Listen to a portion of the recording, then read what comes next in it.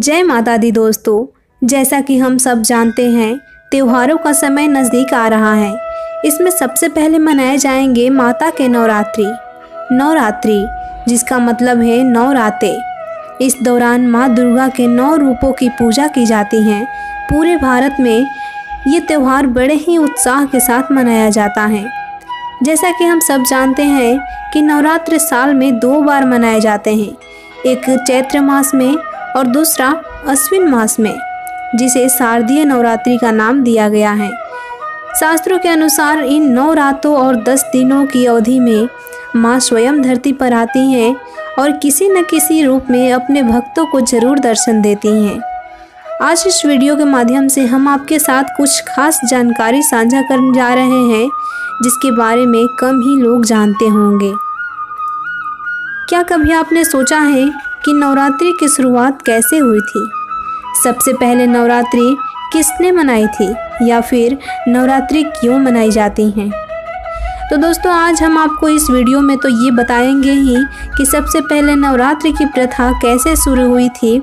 इसके साथ ही इस वीडियो में हम आपको एक और दिलचस्प बात की जानकारी देंगे, जिसे शारदीय नवरात्रि के 10वें दिन यानी दशहरा के नाम से जाना जाता है। तो चलिए सबसे पहले आपको बता दें शारदीय नवरात्रों का प्रचलन कैसे शुरू हुआ। शास्त्रों में नवरात्रि का त्यौहार मनाए जाने के पीछे 2 कारण बताए गए हैं।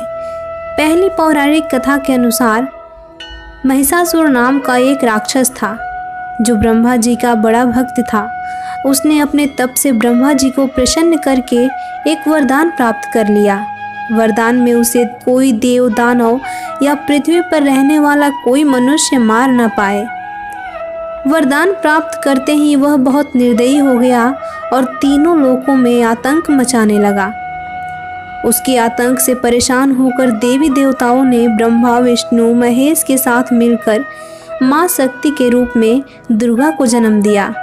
माँ दुर्गा और महिषासुर के बीच 9 दिनों तक भयंकर युद्ध हुआ और 10वें दिन माँ दुर्गा ने महिषासुर का वध कर दिया। इस दिन को अच्छाई पर बुराई की जीत के रूप में मनाया जाता है। दूसरी कथा के अनुसार शारदीय नवरात्रि का पूजन सबसे पहले श्री रामचंद्र जी ने किया था। लंका युद्ध में ब्रह्मा जी ने श्री राम जी से रावण के वध के लिए चंडी देवी का पूजन करने का निवेदन किया था। इस पूजन में 108 नील कमल की व्यवस्था की गई। वहीं दूसरी ओर रावण ने भी अमरता के लोभ में विजय कामना से चंडी का पाठ प्रारंभ कर लिया। यह बात इंद्रदेव ने पवन देव के माध्यम से श्री राम के पास पहुंचाई और परामर्श दिया कि चंडी पाठ यथासंभव पूर्ण होने दिया जाए। इधर हवन सामग्री में पूजा स्थल से एक नीलकमल रावण की मायावी शक्ति से गायब हो गया और श्री राम का संकल्प टूटता सा नजर आने लगा। भय इस बात का था कि देवी माँ रुष्ट न हो जाए। नीलकमल की व्यवस्था तत्काल असंभव थी।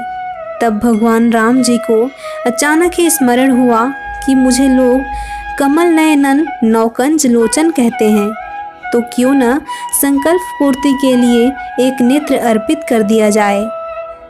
और प्रभु राम जैसे ही वाण निकालकर अपना नेत्र निकालने लगे, तब देवी माँ स्वयं प्रकट हो गई और प्रभु का हाथ पकड़कर कहा, राम मैं प्रसन्न हूँ, और विजय श्री का आशीर्वाद दिया।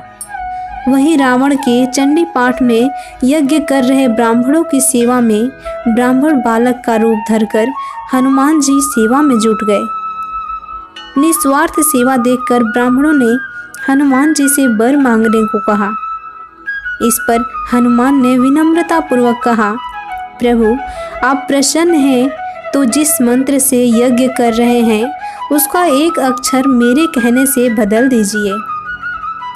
ब्राह्मण इस रहस्य को समझ नहीं सके और तथास्तु कह दिया।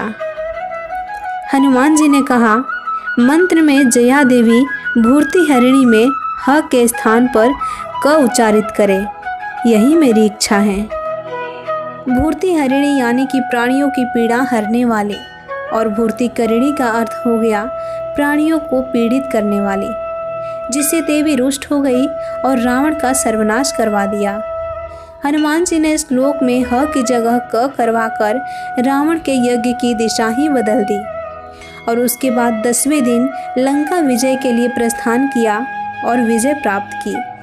और तब से ही असत्य पर सत्य और अधर्म पर धर्म की जीत का पर्व दशहरा मनाया जाने लगा। और साथ ही आदिशक्ति के हर रूप 9 दिनों में अलग अलग पूजा भी हर साल होने लगी।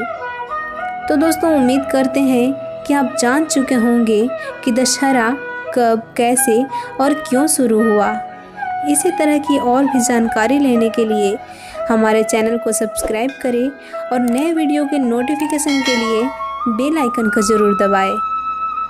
ज्ञानमय दुनिया की तरफ से आपको और आपके पूरे परिवार को शारदीय नवरात्रि की हार्दिक शुभकामनाएं। जय माता दी।